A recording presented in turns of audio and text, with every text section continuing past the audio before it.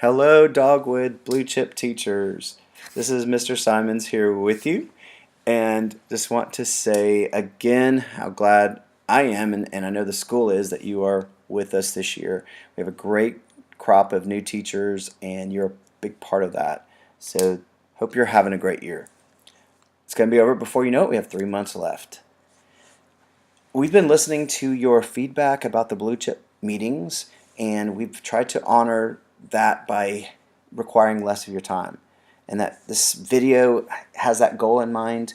This video is about 10 minutes, and your sign-in is just going to be to email me 2 responses. You're going to email me 1 assessment you will use in your classroom that you hear, and then 1 peer-to-peer rigor strategy that you'll use. So that will be your sign-in. So again, this is about 10 minutes. And again, I'm going to deal with quick methods for assessing students, and then also peer-to-peer support strategies to create rigor in your classrooms. I know that's something a lot of people find challenging, is to create rigor and assess students. So that's why I chose these 2. First is quick time assessments. And I say quick time because you can do it in about 90 seconds. And why do you want to assess students? Well, here's several reasons.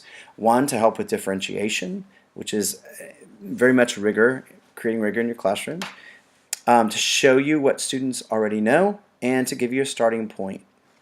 And some of the administrators have told me that they're observing some teachers that are just reteaching things that students already know. So they come in already knowing something, and they're being retaught that, even though they don't necessarily need to. So hopefully, assessing students and finding their starting point, and then coming up with different ways to teach those students that already know it, and then maybe students that are far behind. So here are 4 fast assessments that I want to share with you. And then again, if you'll take one of these that you can use in your classroom, and think about specifically how you will use that. Okay? The first one is called New Clothes. So you take a given standard and have the student use this skill or this concept in a different way than they've been taught. And I thought of an example for this. And first grade has a social studies skills of constructing like a road map, or a map like of the United States, of a country or something. And you could use the same skill to have students construct a map of a story. Or like in music, they can create a song map. There's several different ideas you can have. You can have students brainstorm ways they can use that skill also.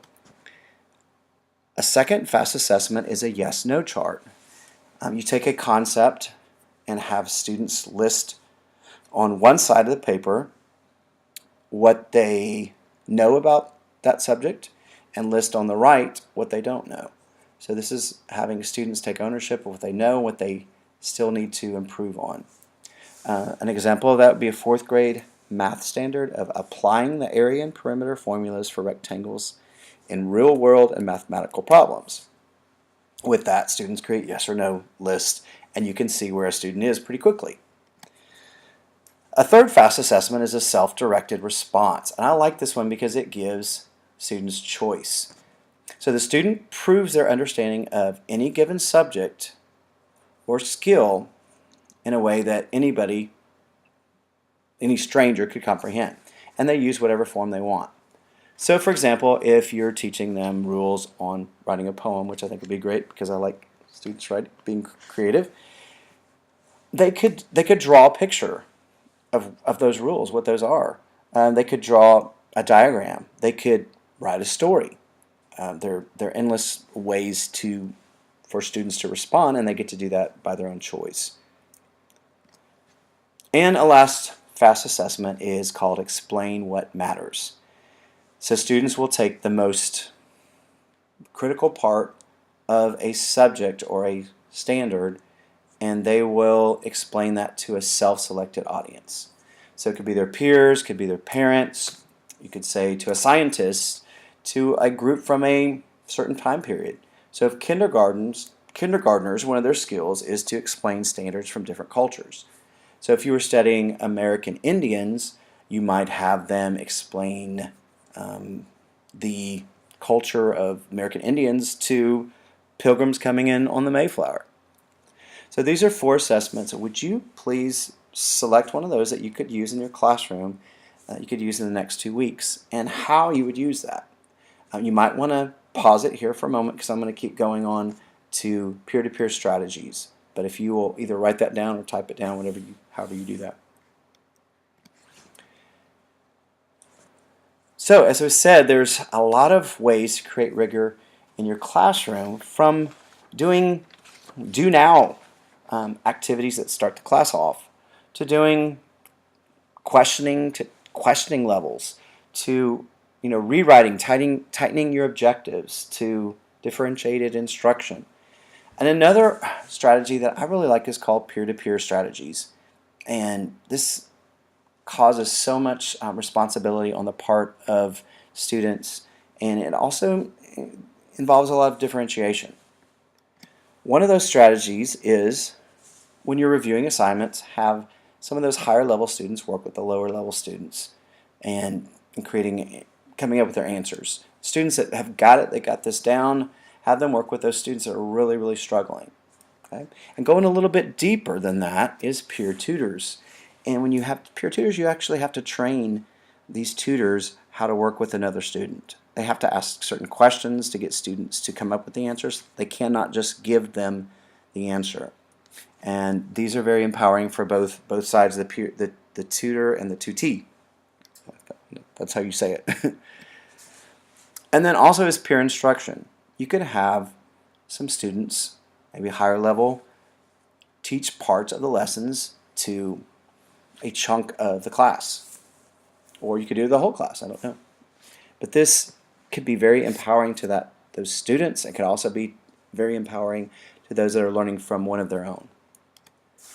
Also, peer station leaders have students lead stations. I've actually seen this in some of your classrooms. You're doing a great job with that, but I don't know if everyone has done that. But it's also very empowering. Think, pair, share. So you have students think of an answer to a question, then they talk with their partner, and then they share with a group. This is a big visible thinking, Dr. Fisher. I use this a lot in my classroom, and it's because it's very simple. They just turn and talk, but it's getting them to talk and getting them to think, as is turn and talk, where students just simply turn toward a partner and explain their answers to a question. Also, study groups, jigsaw learning. I love this idea, and I did it in school myself, where you take a concept and divide it up into parts, and then have students get into groups, give some information to them about the subject, have them present it to the class, and then you have a total concept. But the students are taking ownership of their learning, and then they're also presenting it, and when you present, you know that you know it a whole lot better than you did when you're just sitting there listening. Creating mentoring relationships with higher or lower grade students. I'm seeing this every day when I'm coming in from outside duty. I'm seeing first graders reading to fourth grade student, and then I'm seeing some fourth grade students reading to maybe some lower level first grade students, and those teachers are doing a great job of collaborating, and it's just great to see those students involved that way. Think about how you could do that in your classroom. I mean, you could even bring some students from the middle school, high school. There's a lot of our middle school kids that come to our building because they just love dogwood so much. I mean, using them to work with students. And then a last idea for peer-to-peer strategies is using exemplary work. Exemplary work is a huge concept right now with the state. And that is when you identify superior work in your classroom and kind of hold that up as a standard, as a goal, as the bar. And I use this a lot in my classroom. Save things from the year before, or even when we're doing a project, I will hold that one up and say, hey, look what this class did. Look at this song they wrote, and look how they did that. And then you can use that in all different subject matters. So if you'll take one of these peer-to-peer strategies as well and determine how you will use it in your classroom. And if you'll email me a peer-to-peer strategy, and if you will email me in the same email, please, a assessment that you can use in your classroom. And again, it's been a joy working with you. I hope this can give you just something that you can take in your classroom, because I know I'm taking some of these ideas to help me be a better teacher. Have a great day.